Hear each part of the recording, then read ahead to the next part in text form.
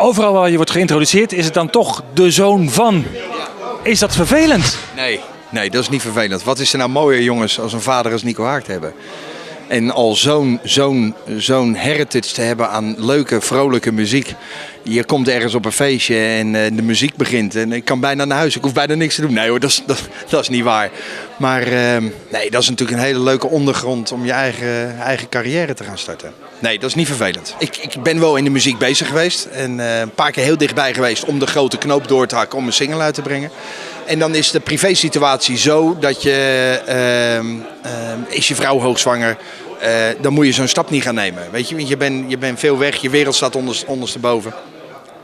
En een keer later was ik weer heel dichtbij en toen was het de zaak die heel slecht ging, dat last van de economische crisis. Ja, dan zat ik elke zaterdagavond uitgeteld op de bank en moet ik dan nog op pad, weet je. Dus dat doe je dan niet. En dan dit jaar werd ik 40 en toen liep ik...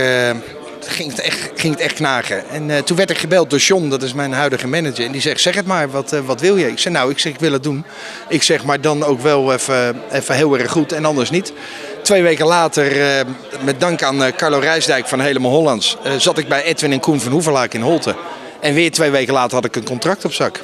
En toen zei de eerste single, zullen we met z'n allen nog wat nemen, kwam uit op de overlijdensdag, 25 jaar later, van mijn vader. Je zei al van ja, er zijn wel momenten geweest in mijn leven. Hè? De zwangerschap van mijn vrouw, de zaak die even moeilijk ging.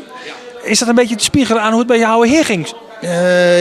Ja, alleen ging dat bij hem toen de tijd iets sneller dan bij mij. Bij mij heeft dat 20 jaar geduurd. En bij hem ging dat toen de tijd, in de jaren 70, ging dat eigenlijk noodgedwongen wat sneller door die slechte economische periode toen de tijd, zeg maar. En dus die heb ook heel hard moeten knokken voordat hij uiteindelijk met Ukulele, of het Whiskylied en Ukulele eigenlijk een beetje de eerste landelijke successen en daarmee ook een beetje goed betaalde optredens binnenhalen.